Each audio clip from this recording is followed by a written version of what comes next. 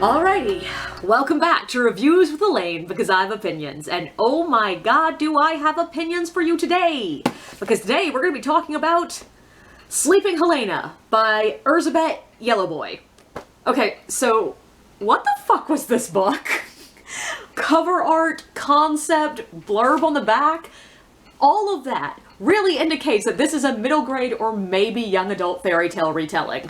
Even the word count, the page count, and the formatting read like middle grade. But it's not. It's just not. But what is this book in a literal sense? This is a book about a girl named Helena. Or it's sort of about her. It's also really more about her aunts. But the important thing is that her family has this magic ability to grant gifts. Usually at birth, I think. And we are talking about gifts like beauty, grace, and intelligence, but also time and sleep. But to start where this book starts, Helena is orphaned at birth, and she's taken in by her 7 aunts, who each give her a gift at her christening. Then her 8th aunt, who has been estranged from the family for nearly a century, appears and gives her this riddle of a gift that all the others interpret as a threat. They return to the homeland, a land that is described as magical, though it's never really defined how it's magical, to live in the family manor. And they try to keep Helena safe while she grows up. And I don't know. I sort of don't want to tell you any more about the plot of this book because it would really ruin what this book is trying to do. But also, I'm not entirely sure I understood all of it. Like, I don't want to sound arrogant here, but I studied literature in college. I love reading dense-ass shit that is hard as hell to parse. I love a good complex sentence and ridiculous phrasing. But I wasn't always sure what the author was trying to say in bits of this book. I really don't know how, but this book reads both simultaneously as very middle grade and intensely purple and poetic at the same time. Like, some sentences are elementary level simple, while others are just odd. Like, clauses appear in unexpected places, the subject shifts mid-sentence in a way that isn't technically grammatically incorrect, but also just sounds wrong and unnatural to the ear. The vocabulary is simple, almost childish, but words are also sometimes used in a way that makes poetic sense, but not literal sense. There's a good bit of really soft metaphors. Like, I could get the vibe of what the author was saying most of the time, but the literal meaning wasn't always apparent. There was also just a lot of missing space between the lines.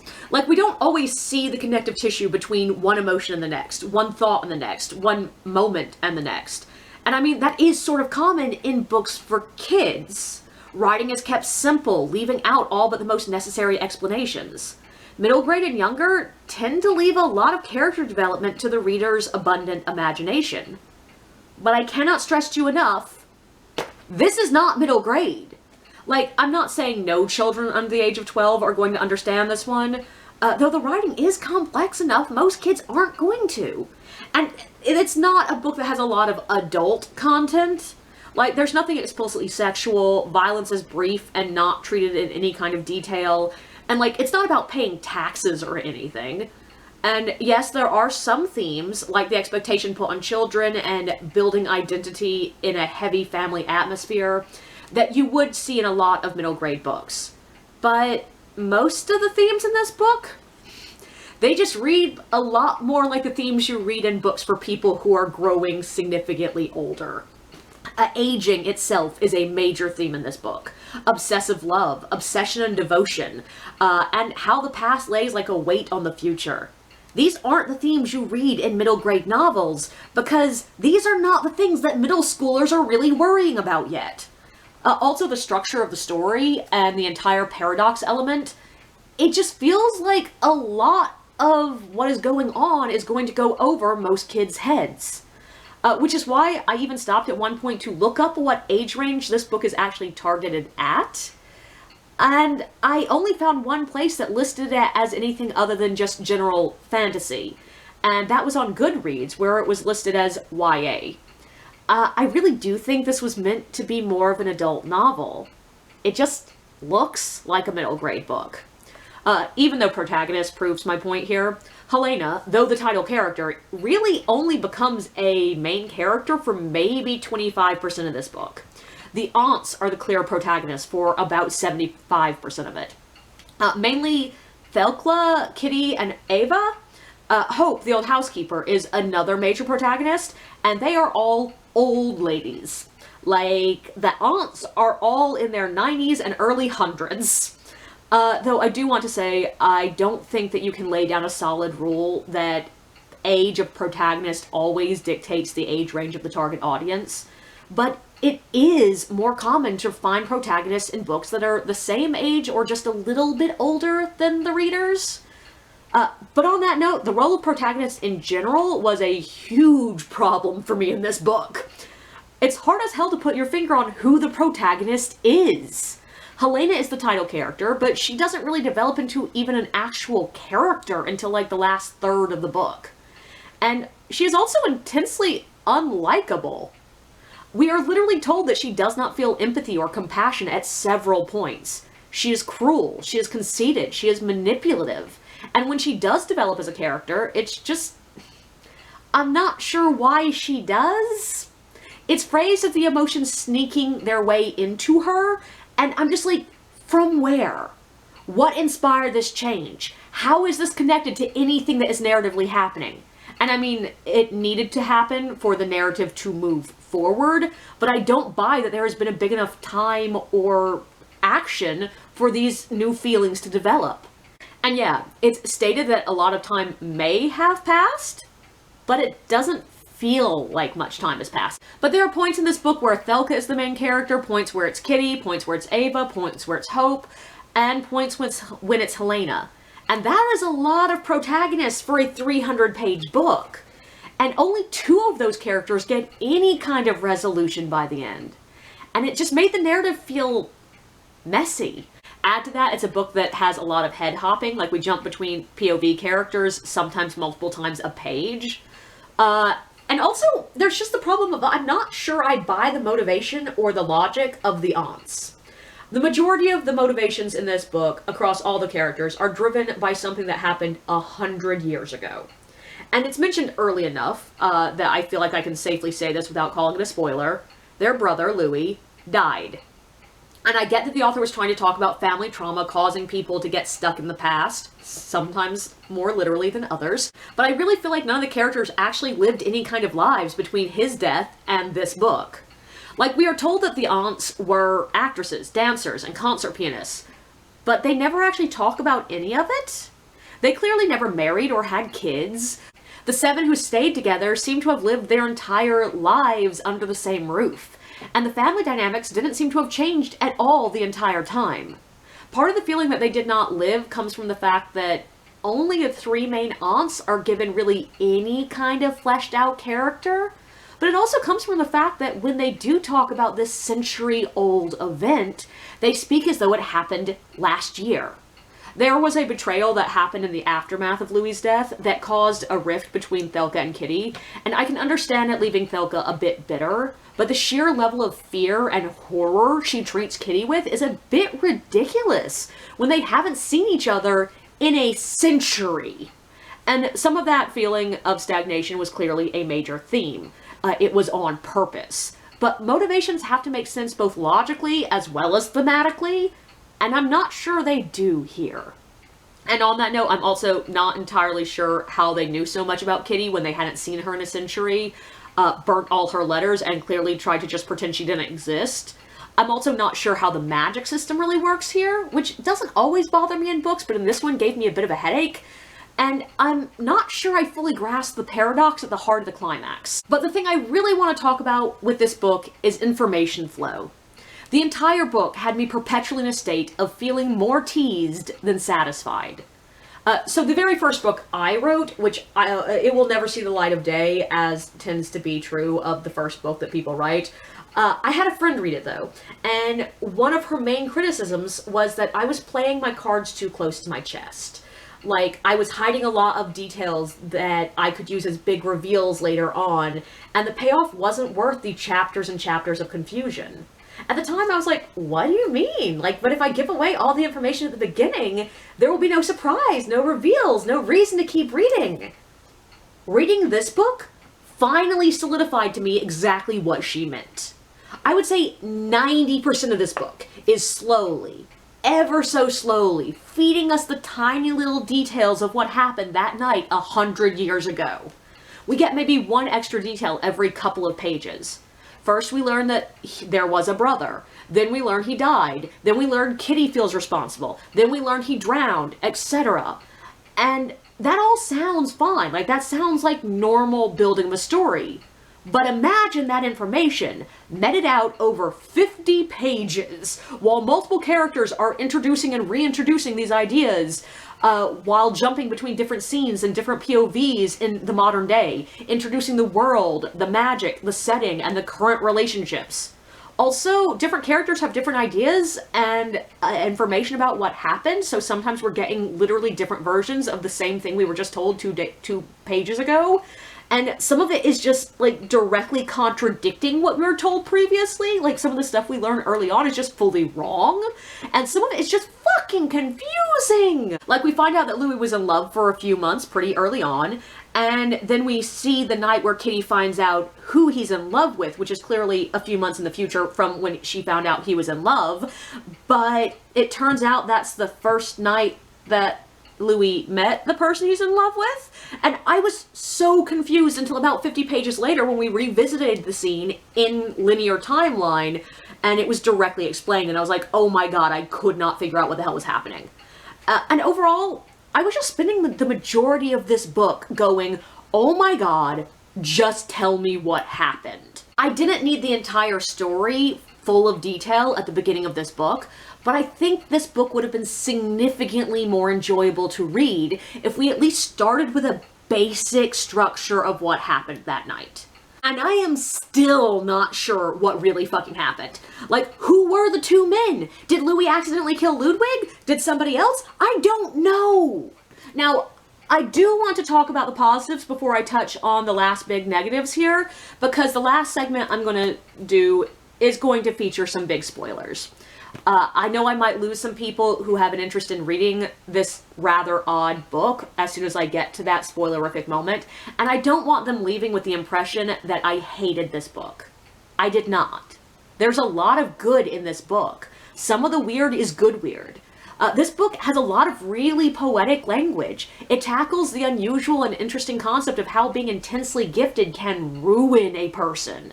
It tackles generational trauma in a really odd way. It is just a very unusual retelling of a fairy tale. My sister, who sent me this book, really liked this one. She felt it was uncomfortable in all the best ways, asking us to really examine the ideas of perfection, fairy tales, and obsessive love. She likes the fact that the book leaves us with almost more questions than it answers. She said it reminded her of Chuck Palahniuk in a weird way, and I think what she meant was that they both were content to throw out the rules of storytelling to do something really unusual. And objectively, I think I would have really enjoyed this book if it was just a fully adult version, like a version with a word count to really fill in all the missing gaps.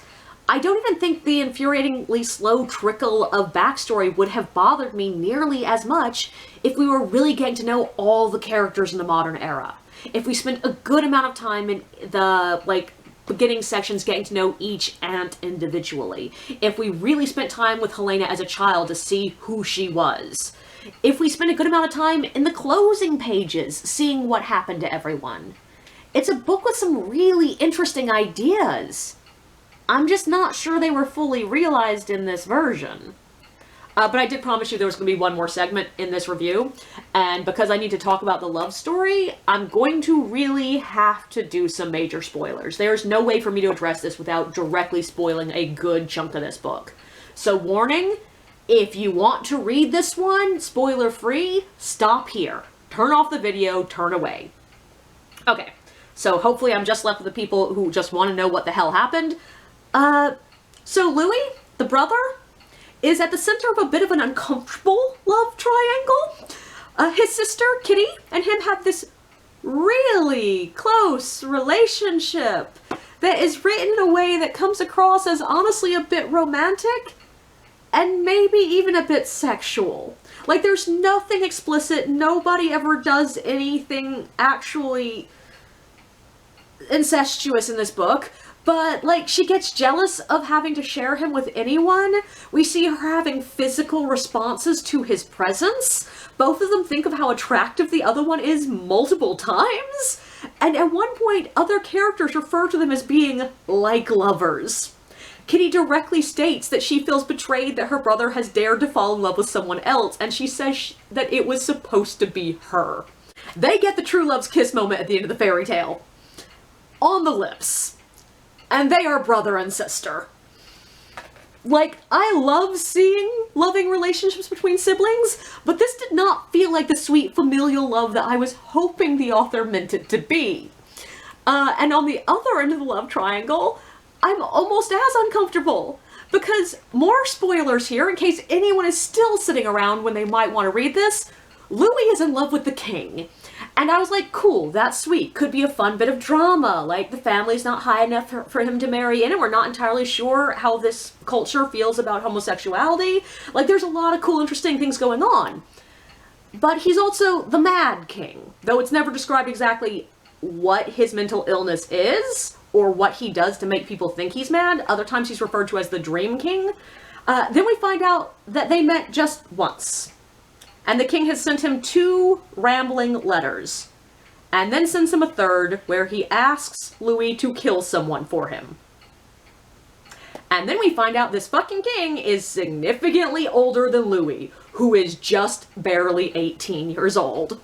So this possibly mentally unstable, much older man who has significant social and political power over this boy is using him to kill his enemies. Like, wow. That's a lot. And I'm not saying you can't write about relationships that are this broken, but none of it is ever addressed. Kitty is the only person who ever talks or thinks about how dangerous and inappropriate Louis's possible relationship with the king is, and we have plenty of reason not to trust her opinion.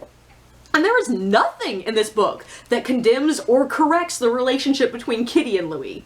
If anything, it's lauded as the correct, happy ending solution.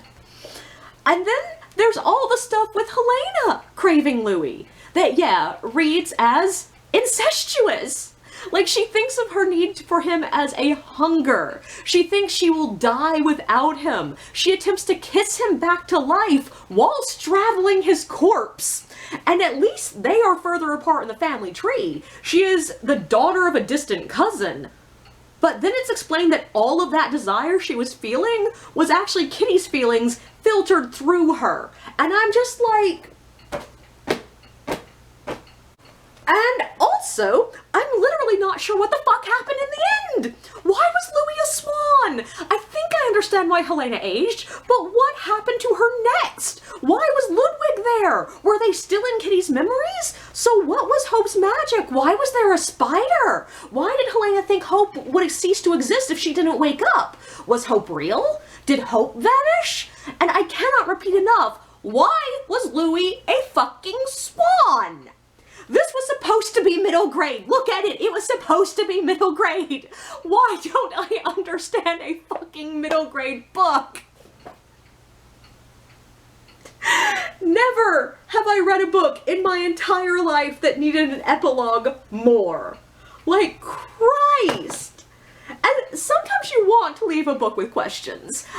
It keeps you thinking about what happened in the book, really spending time with the themes and what the author was trying to say. And there are some things that just end up being superfluous exposition if you include them. But there also reaches a point that there is too much left open at the end. And to me, this book dove right over that waterfall into what the fuck. But like I said, my sister disagreed. She loved how much WTF was left at the end of this book. But yeah, I think this was a cool idea for a book. It was an unusual book. I can see how some people would love the unusual voice and overly complex storytelling. It tackles some really interesting and sometimes uncomfortable topics. It tackles some really interesting themes. I don't want to discourage people from reading this. I actively want more people to read this, if for no other reason than I want for more people to talk about it with me. I do think this book has a problem of looking like middle grade, and just, it's not. I refuse to accept that it is. It's not. It's not young adult. This is an adult book. And the book just ventured past the land of weird into the land of no for me. But I think there is an audience out here that would love this one. It just wasn't me.